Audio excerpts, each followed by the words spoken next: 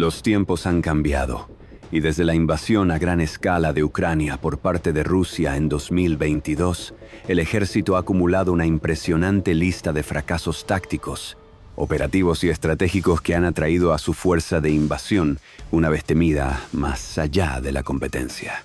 Fracasos militares cometidos por Rusia en la guerra contra Ucrania desde la invasión de 2022. Empezando con el fracaso en capitalizar la captura de Hostomel. Desde el inicio de su invasión ilegal, las esperanzas de Rusia descansaban en la premisa de que sus fuerzas armadas podrían rodear rápidamente Kiev, decapitar su liderazgo político, instalar un régimen prorruso y colocarse en una posición fuerte para las negociaciones. Cuanto más rápido sucediera esto, menos tiempo tendría Rusia para permitir que Occidente se uniera e interviniera. Y con el tiempo, sabemos que esto importaba mucho. En última instancia, la velocidad, la precisión y la determinación fueron la diferencia entre que el conflicto se convirtiera en la versión rusa de la Guerra del Golfo, Passchendaele con drones. No es un secreto que el plan de Putin salió espectacularmente mal. La piedra angular de la invasión fue, de hecho, el aeropuerto de Hostomel, aeródromo militar y centro logístico, con una de las pistas más largas de Europa del Este, a solo 10 kilómetros al noroeste de Kiev. La batalla por Hostomel duró menos de 30 horas. Fue la primera gran batalla de la guerra ruso-ucraniana y un evento decisivo en la guerra, y fue un ejemplo perfecto de cómo un revés táctico puede convertirse en un estancamiento operativo. El plan era simple, concebido como un envolvimiento y toma de campo de aviación tradicional, seguido de la inserción de batallones aerotransportados de élite, alienígenas en aviones de transporte. Una vez en el suelo, las tropas aerotransportadas de Rusia asegurarían la ciudad, derrocando, asesinando o forzando al gabinete de Zelensky al exilio. Realmente creía que el gobierno de Zelensky capitularía en 3 o 4 días, el primero de sus muchos errores estratégicos. En esto, subestimó gravemente los resultados ucranianos. Había mucho riesgo en el plan de Hostomel. No fue una operación tradicional de armas combinadas, dirigida a las Fuerzas Armadas de Ucrania en el campo. Fue un golpe político, de un ataque quirúrgico que buscaba evitar una gran batalla escenográfica, públicamente impactante. Los empujes auxiliares en otras partes del país estaban diseñados, en parte, para paralizar las Fuerzas Armadas de Ucrania y dispersarlas, maximizando las posibilidades de Rusia. Rusia ya había intentado una serie de estas estrategias de alto riesgo y alta recompensa en el pasado, con resultados mixtos. Sucedió en Checoslovaquia en 1968, en Afganistán en 1979, en Kosovo en 1999 y en Crimea en 2014, según un grupo de expertos soviéticos occidentales. Si acaso, el intento en Hostomel fue estereotípico de operaciones de cambio de régimen anteriores, igualmente reminiscentes de su fallido intento de asegurar Grozny en 1994, cuando un asalto en múltiples frentes al corazón de la ciudad salió mal durante la Primera Guerra Chechena. Rusia gusta del shock y el asombro, y para lograr un cambio de régimen sigue un esquema algo predecible. Toma el aeropuerto más grande de la capital, canaliza fuerzas aéreas de élite, decapita el liderazgo político y prepara el esfuerzo operativo más amplio. Lo loco es que Rusia tenía todo tipo de infiltrados en su lugar en Kiev antes del ataque. Durante meses, saboteadores y espías encargados de facilitar el avance ruso hacia la ciudad se dedicaron a canalizar inteligencia de regreso a Moscú, marcar zonas de aterrizaje, asegurar infraestructura y más.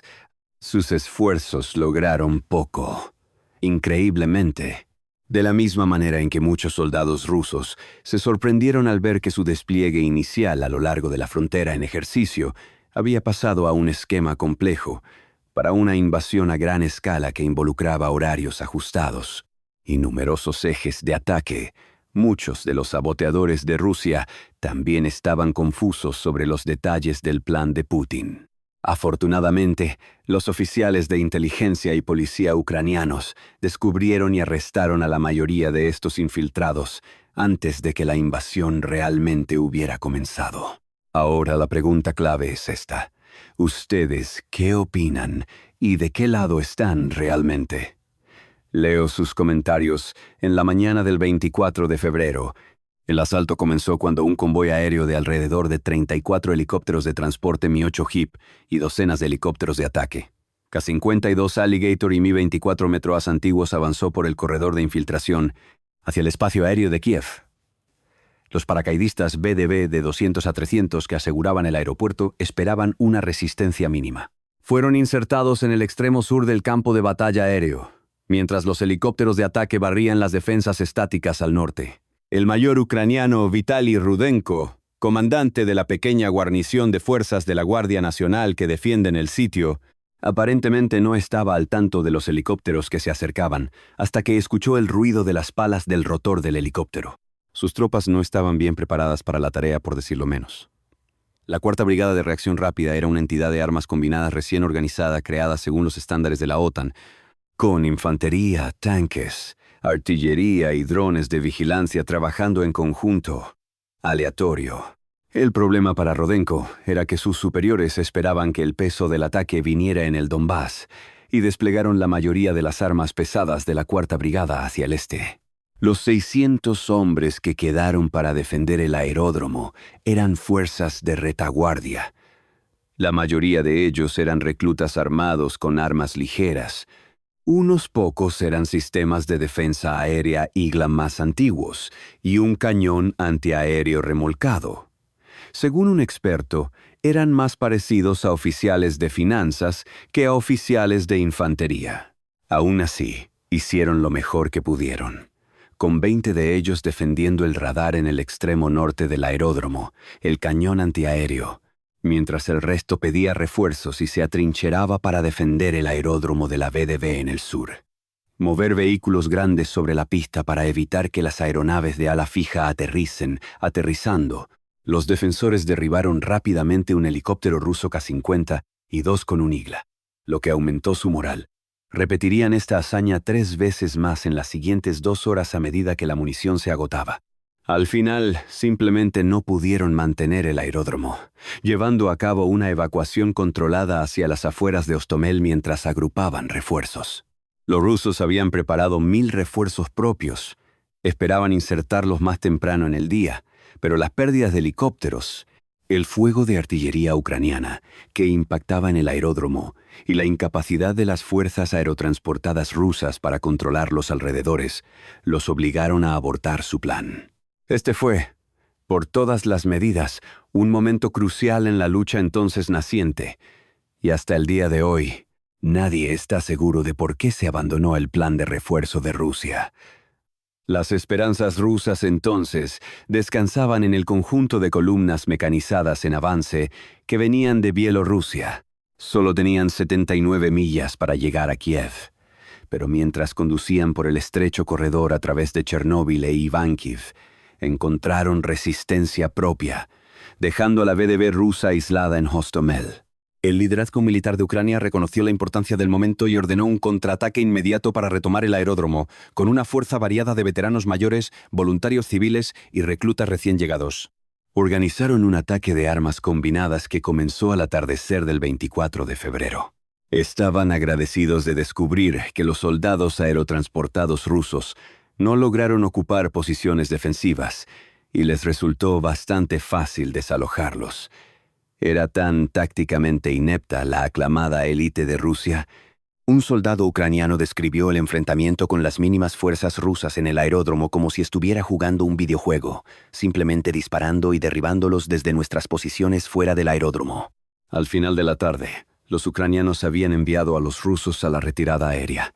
Se volvería a capturar al día siguiente, pero nunca serviría como el puente aéreo que Rusia necesitaba.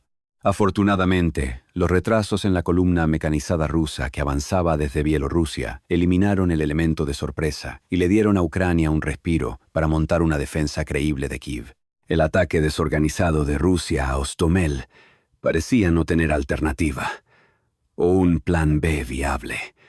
Había muchas debilidades que explotar en el lado occidental de la ciudad durante la primera semana de esa guerra, pero Rusia estaba decidida a un asalto directo desde Ostom hacia el centro de la ciudad.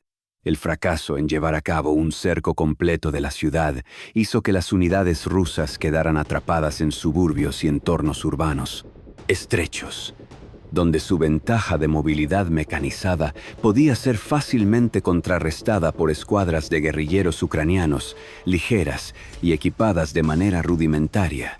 En consecuencia, el fracaso en Hostomel dio paso a una serie de problemas de suministro que se fueron acumulando, estranguló las líneas de comunicación rusas, expuso a los convoyes rusos atascados a emboscadas y fortaleció enormemente no solo la moral de Ucrania, sino también la confianza occidental en su capacidad para ganar. Más importante aún, rechazó la noción de cualquier superioridad militar rusa inherente sobre la base de la reputación geopolítica o el poder económico por sí solo. Para el 25 de marzo, los rusos se habían retirado de Kiev. Para el 1 de abril, Hostomel fue despejado, disolviendo las esperanzas rusas de ganar la guerra rápidamente. 2. Isla de la Serpiente. Perdiendo la guerra de la información. Hubo mucho más sucediendo en el primer día de la invasión que la toma de Hostomel. En un afloramiento rocoso en el Mar Negro, conocido como la Isla de la Serpiente, una pequeña guarnición de 13 defensores ucranianos estaba ocupada ganando renombre internacional cuando un buque de guerra ruso que esperaba en alta mar les pidió que depusieran las armas y se rindieran para evitar el derramamiento de Persión de Cimara, sangre y víctimas innecesarias, o de lo contrario, sufrirían un bombardeo inmediato. En respuesta, uno de ellos, Roman Krivov, emitió su famosa respuesta al crucero de misiles ruso Moskva, buque de guerra ruso. ¡Que te jodan!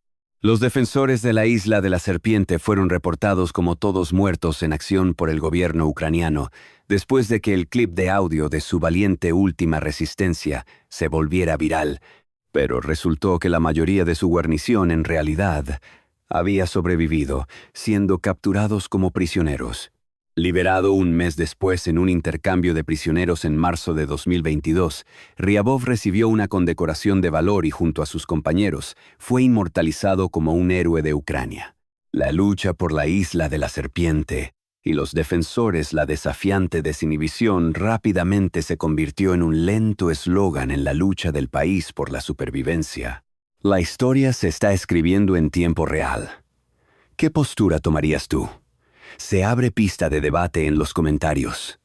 Conmemorado apenas unas semanas después en un sello postal nacional, el episodio epitomizó el valor, la valentía y la compostura con la que las Fuerzas Armadas ucranianas se han comportado en la guerra hasta ahora. Para muchos occidentales con antepasados que lucharon por la independencia contra la tiranía despótica, el grito de guerra resonó en un tono familiar. Fue uno de los muchos casos en los que, casi de inmediato, Ucrania demostró que estaba decidida a ganar la guerra de la información contra su enemigo.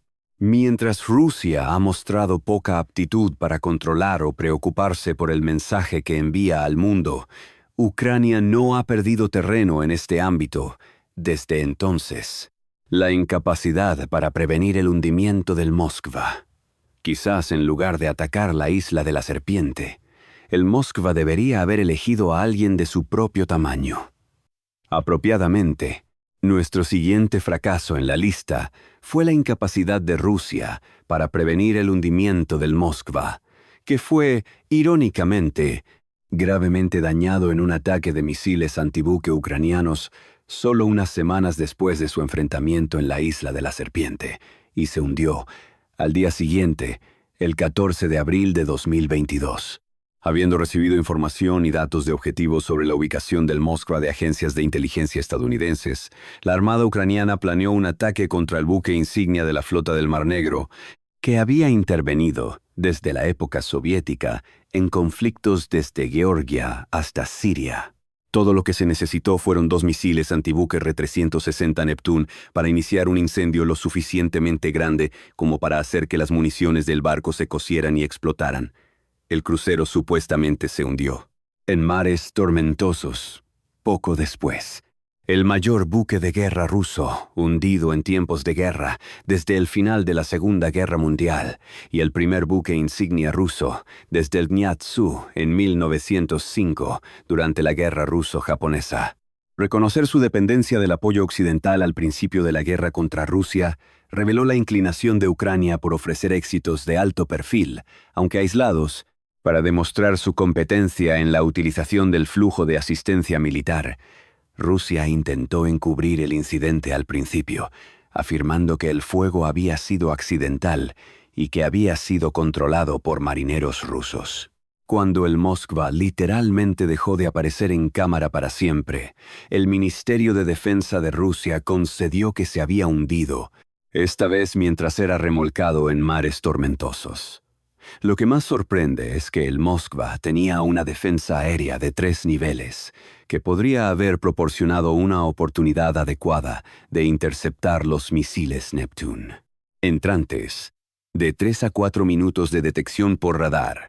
En una variación de un tema recurrente, parecía que la tripulación del barco no logró activar estos sistemas, incluidos los misiles Superficie-Aires 300F y 933 OSA, las cortinas de chaff o señuelos, la interferencia electrónica o los sistemas de armas de corto alcance AC-630 de última instancia. Un corresponsal turco afirmó que el error implicaba una falta de entrenamiento de la tripulación para tal escenario de emergencia.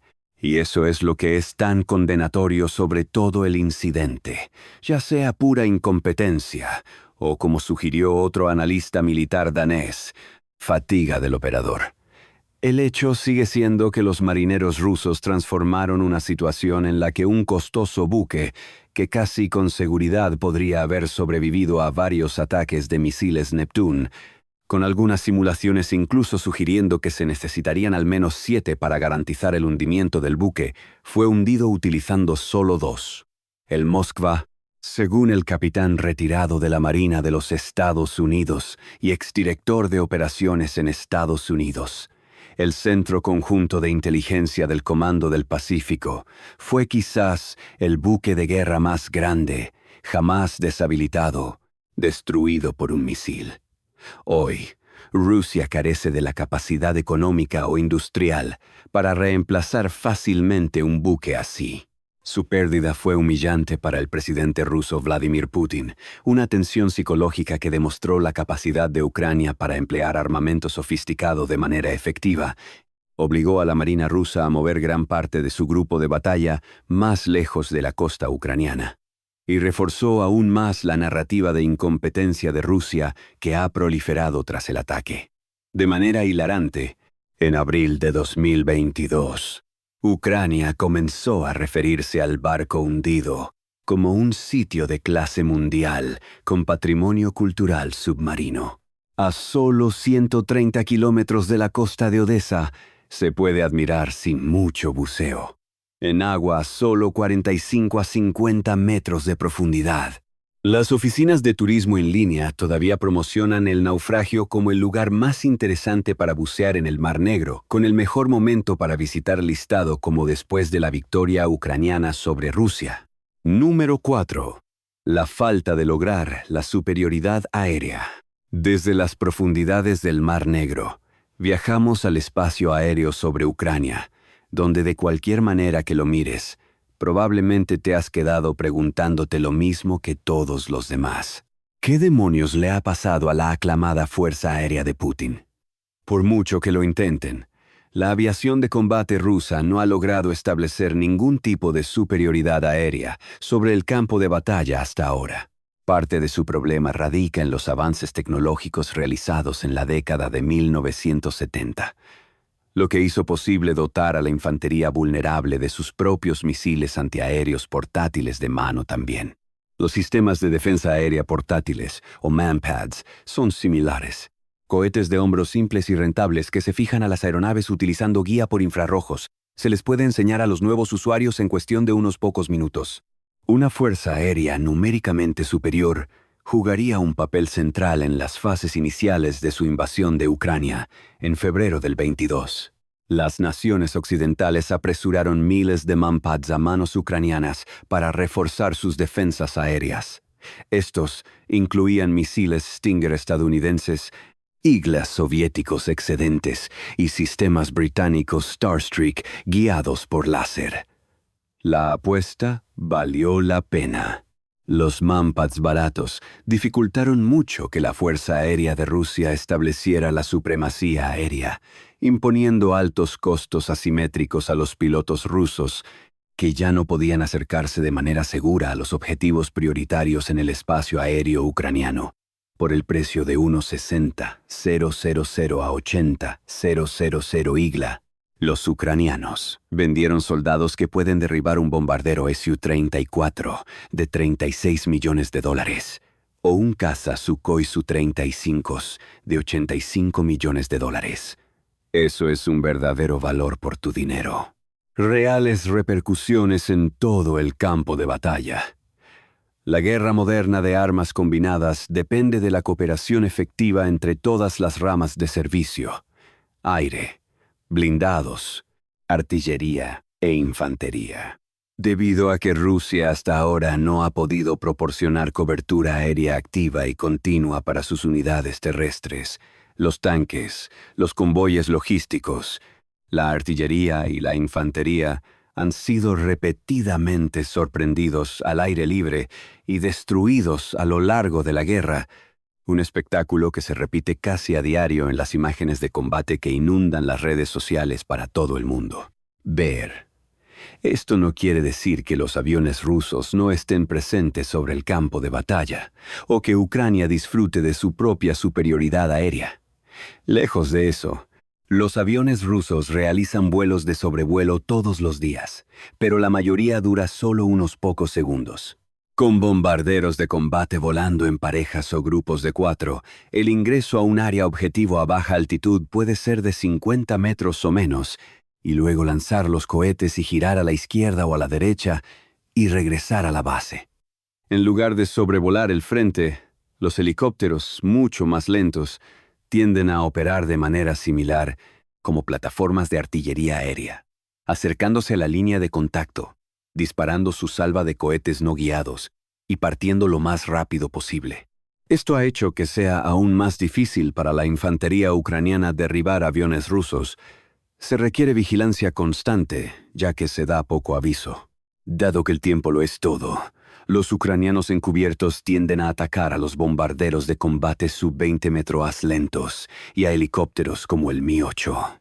Cargando un Igla de 18 kilogramos sobre tu hombro mientras corres hacia el exterior, tratando de mantener la estabilidad para obtener un bloqueo mientras el objetivo pasa volando por encima, luego lanzando el misil sabiendo que estás en peligro mortal, todo en un lapso de 15 segundos o menos. ¿Puedes imaginar lo difícil que debe ser? Te leo en los comentarios.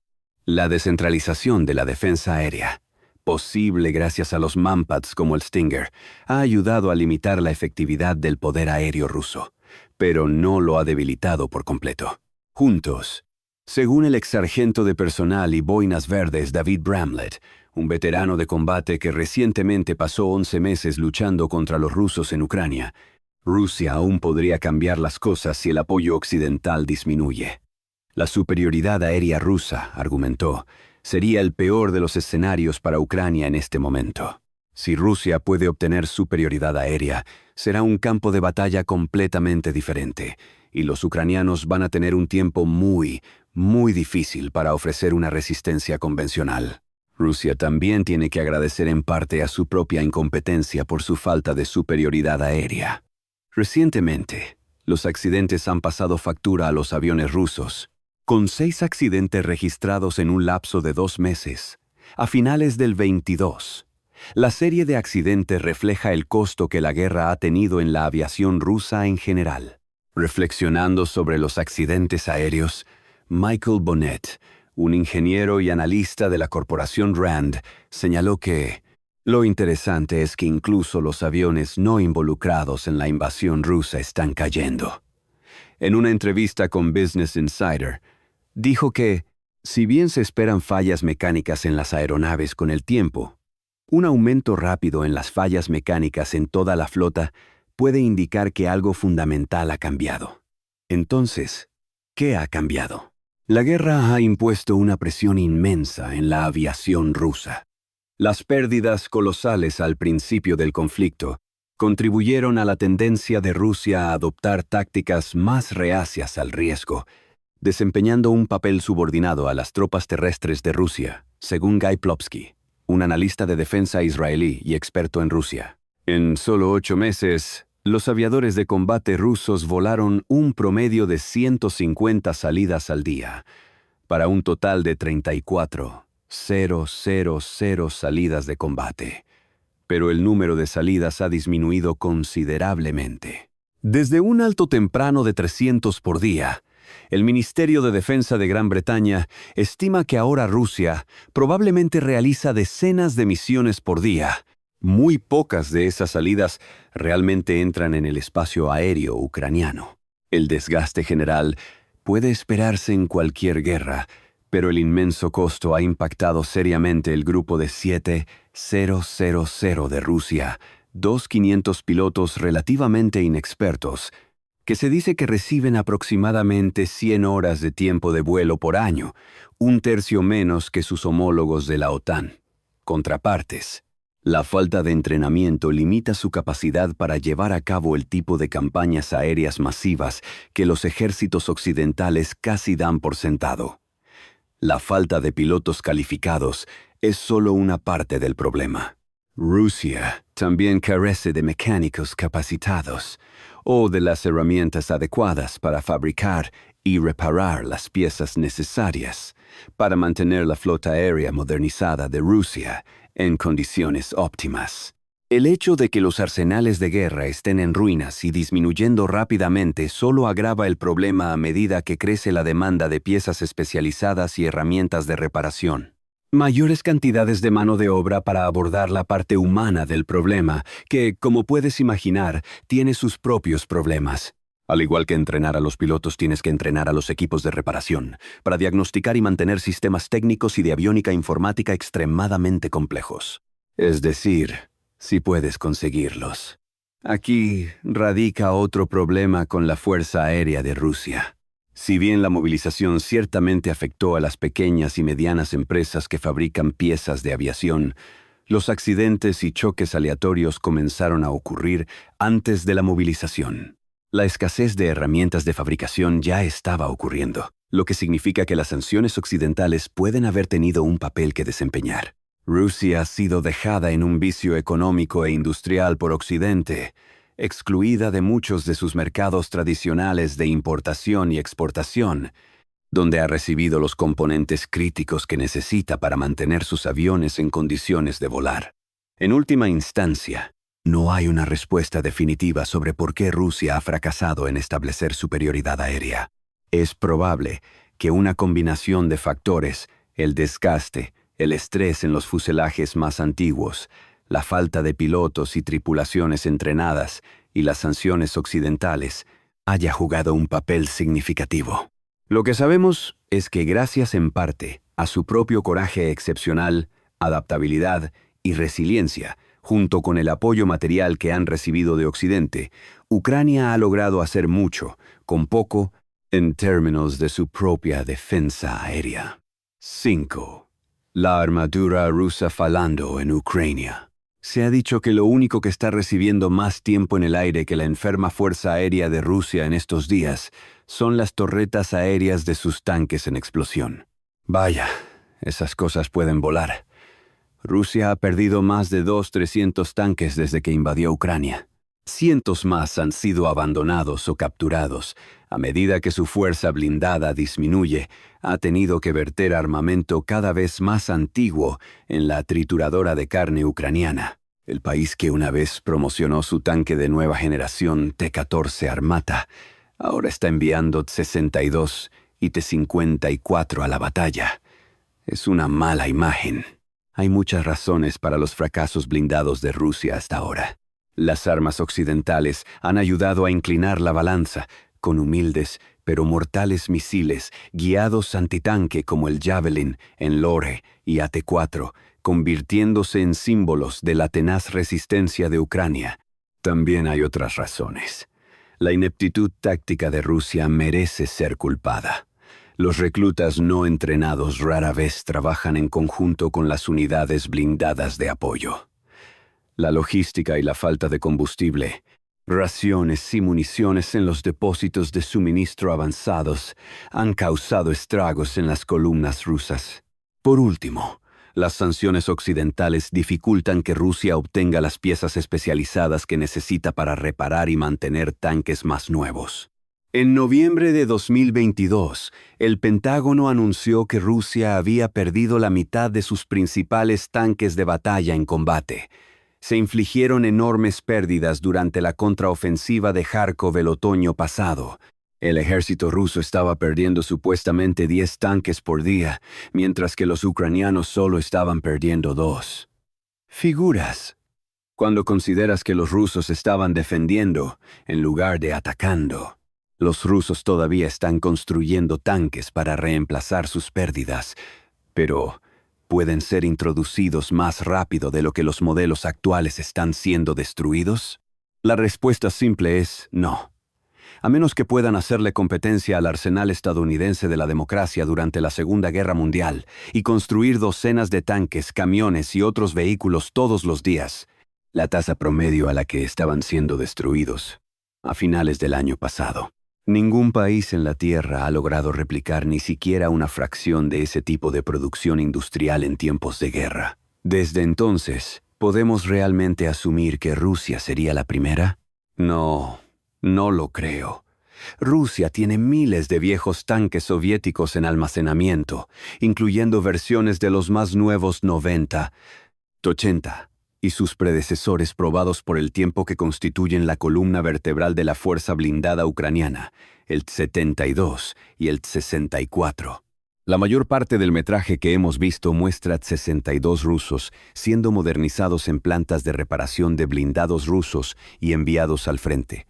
Estos tanques son nada menos que obsoletos en la era moderna, y lo han sido desde que comenzaron a ser reemplazados en 1975. Lo que plantea la pregunta, ¿por qué se están molestando con estos relicarios de la Guerra Fría en absoluto? Mucho tiene que ver con lo difícil que es mantener los tanques más nuevos en almacenamiento, ya que operan utilizando componentes electrónicos más sofisticados que, como todos sabemos, son cada vez más difíciles de conseguir. Parece que Rusia ha intentado sacar montones de T-72, T-80 y 90 del almacenamiento, solo para darse cuenta de lo costoso y difícil que podría ser, para hacerlos listos para el combate. Una buena parte de estos probablemente fueron guardados para empezar. Los tanques dejados en almacenamiento sin mantenimiento se atrofian, las bandas de goma y las ruedas se agrietan y astillan, los ratones roen los cables expuestos, la armadura se oxida y corroe. Es un verdadero escenario de pesadilla para los mecánicos rusos. El humilde T-62, como el 54 antes que él, fue producido en masa con una idea en mente. Hazlo simple, hazlo bien y haz un montón de ellos. Diseños simples significan menos electrónica, mayor facilidad de reparación y intercambiabilidad de piezas. Como ese viejo y confiable Chevy de 1966 que tienes en tu cobertizo, no importa cuántos años pasen, siempre puedes levantarlo sobre los bloques, trastear con los carburadores y hacer que arranque de inmediato. Ese es el tipo de tanque que era el 62. El hecho de que Rusia tuviera algo en la región de 20,000 de estos en almacenamiento al final de la Guerra Fría significa que hay muchos stocks de los que recurrir. La pregunta más grande es si realmente vale la pena o no. ¿Estarían felices los estadounidenses si el ejército de EEUU comenzara a desempolvar viejos patrones de Vietnam de los años 60 del almacenamiento, les diera una nueva capa de pintura, mejores comunicaciones y un par de visores térmicos, y dijera, «Vayan y prosperen»? Por supuesto que no. Pero, ¿cuándo le ha importado al Kremlin lo que piensan sus soldados? Las plantas de reparación en toda Rusia ahora están produciendo un montón de antigüedades de la Guerra Fría. La mayoría de estos museos sobre rieles, seleccionados de un almacenamiento profundo, no han visto combate en décadas, si es que lo han hecho. Y sus registros de mantenimiento reflejan eso. Algunos están siendo equipados con nuevos motores, imágenes térmicas, armaduras más voluminosas, nuevas comunicaciones, mejores ópticas y jaulas de protección. Probablemente no será suficiente para proteger a sus tripulaciones de una destrucción cierta.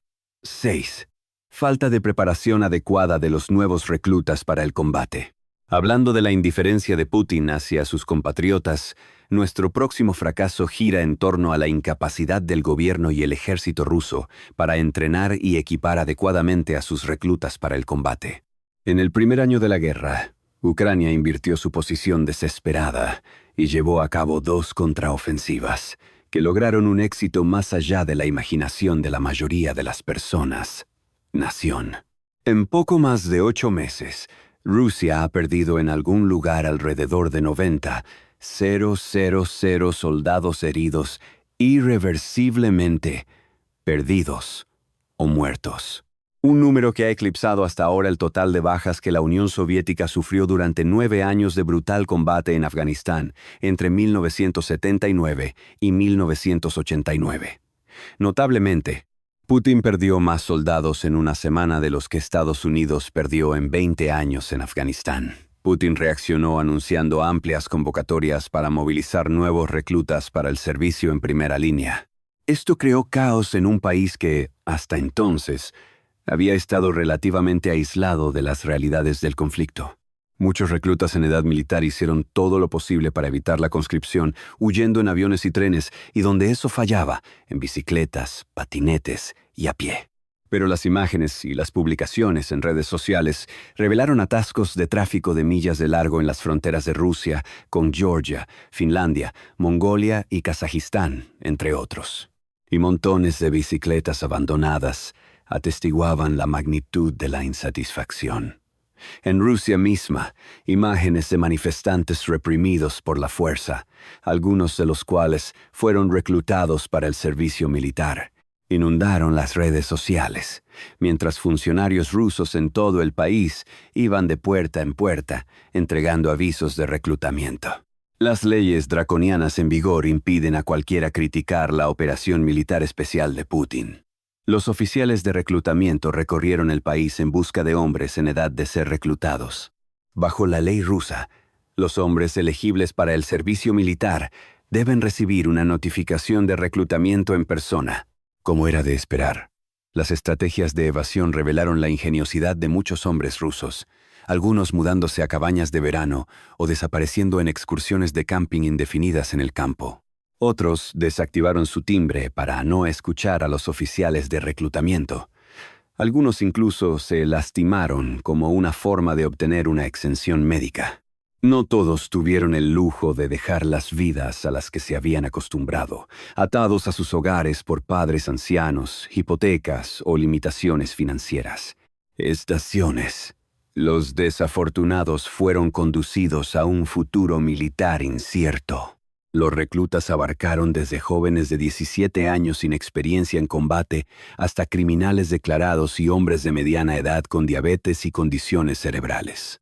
Hubo poco respeto por la salud, la experiencia o el trasfondo, a pesar de que el borrador de Putin pedía específicamente reservistas con habilidades militares. Naturalmente, la etiqueta de carne de cañón se ha aplicado a estos nuevos reclutas. Un refrán común entre los hombres mismos. Si se deben creer las puntuaciones de anécdotas, telegramas y videos, los ataúdes de zinc ya están llegando. Se quejó un cansado bloguero militar ruso mientras se desarrollaba la movilización. Nos dijiste que habrá capacitación, que no los enviarían al frente en una semana. ¿Estabas mintiendo otra vez? La conclusión es que la movilización reveló marcadas deficiencias estructurales de mano de obra, que, según Michael Kaufman, llevaron a problemas con el reclutamiento, la retención y la rotación. Las unidades que no podían ser rotadas se agotaron rápidamente en combate, lo que llevó a la contratación de voluntarios a corto plazo. Lágrimas, que agravaron aún más los problemas de retención.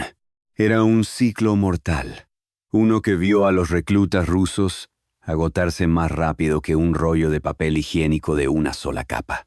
Los reclutas finalmente fueron rechazados el derecho a negarse a ser desplegados, lo que era castigado con una multa o una pena de prisión. Otros, que esperaban servir solo por unos pocos meses, vieron cómo su servicio en Ucrania se extendía. Terminó indefinidamente. La bandera roja más grande era la forma en que estos reclutas estaban siendo entrenados para el combate. En el pasado, la ley rusa estipulaba que los reclutas no podían ir a la batalla a menos que hubieran tenido al menos 4 meses de entrenamiento. El propio sitio web del Ministerio de Defensa de Rusia afirma que un intenso entrenamiento combinado de 4 semanas con un curso de supervivencia es esencial para cualquier persona que firme un contrato con el ejército ruso. El programa dura un total de 240 horas e incluye disparos, lanzamiento de granadas y un estudio de tácticas militares. Hoy, estos estándares no se observan. Increíblemente, para una movilización tan vasta en una guerra con tanto en juego, parece que no hay ningún régimen de entrenamiento uniforme en absoluto. De hecho, comúnmente surgen informes de reclutas siendo enviados al frente apenas días después de unirse al ejército, levantando banderas rojas en todo el mundo. Una semana de entrenamiento. El entrenamiento no es nada para un soldado.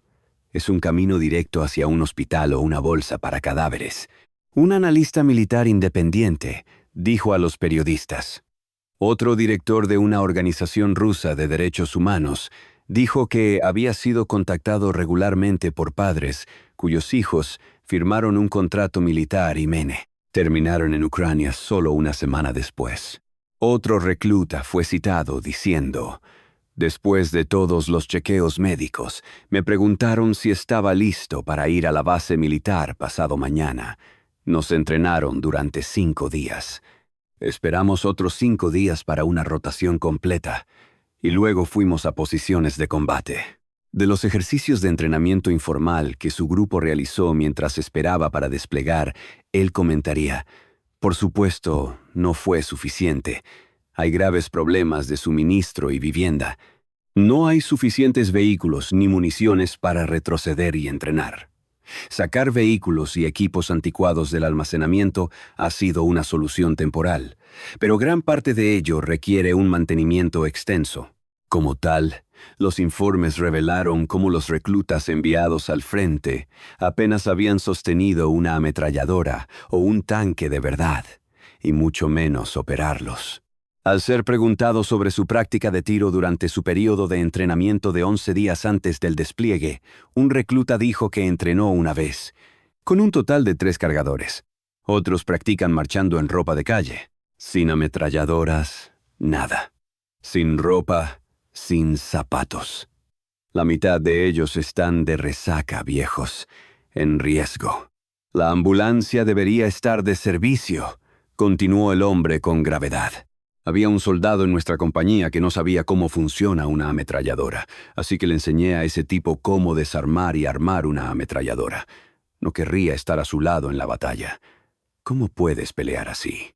No había suficientes camas ni casas calefaccionadas para acomodar a los reclutas cuando llegaron para el entrenamiento, revelaron fuentes rusas, hombres sin sacos de dormir o mantas, durmiendo en suelos duros o en las calles. Muchos de los cuales estaban apenas alimentados, otros enfermos o hambrientos. En consecuencia, la conducta desordenada era común. Sorprendentemente, en un corto periodo, cientos de miles de nuevos reclutas fueron desplegados en Ucrania. Su presencia confirmó la observación de que el ejército ruso actualmente prioriza llevar al personal a las posiciones del frente en Ucrania rápidamente y parece considerar la calidad de su entrenamiento como un pensamiento posterior. Sí, se podría argumentar que la historia está de hecho del lado de Rusia. Han arrojado incontables millones en la trituradora de la guerra, que se remonta a la invasión de Rusia por Napoleón en 1812, una tendencia que continuó con fuerza a través de ambas guerras mundiales y sobrevive bien entrado el siglo XXI. Todo el éxito en el campo de batalla ruso parece solo llega cuando los líderes insensibles están dispuestos a pagar un precio increíblemente alto, expendiendo hombres y material como carne de cañón hasta que el enemigo se agote. Putin debería continuar bajo su propio riesgo. Hay innumerables problemas tácticos y sistémicos que, en interés del tiempo, tendremos que dejar para un episodio futuro. Estos incluyen el fracaso abyecto de Rusia para implementar un vil plan de engaño o lograr alguna forma de sorpresa cuando se concentró en Bielorrusia antes de la invasión, el fracaso más reciente de Putin para controlar a sus propios subordinados mercenarios, la incapacidad de Rusia para proteger su propio espacio aéreo contra una creciente flota de drones ucranianos baratos, el fracaso en infundir seguridad, que llevó a la muerte de docenas de generales y oficiales de alto rango debido a ataques de artillería, drones y HIMARS, y la decisión de Putin dejar que la guerra se prolongue indefinidamente, lo que solo ha dado a Ucrania tiempo para iterar e innovar nuevas técnicas de asesinato militar que continúan lloviendo un poder impresionante sobre las fuerzas rusas. Estos solo rascan la superficie. Mientras tanto, háganos saber qué nos perdimos en los comentarios y no olvide suscribirse para más análisis militar de expertos militares. Ahora dime, ¿qué opinas y de qué lado estás? Te leo en los comentarios a continuación y abre pista al debate argumentativo. Suscríbete y forma parte de esta comunidad con visión estratégica.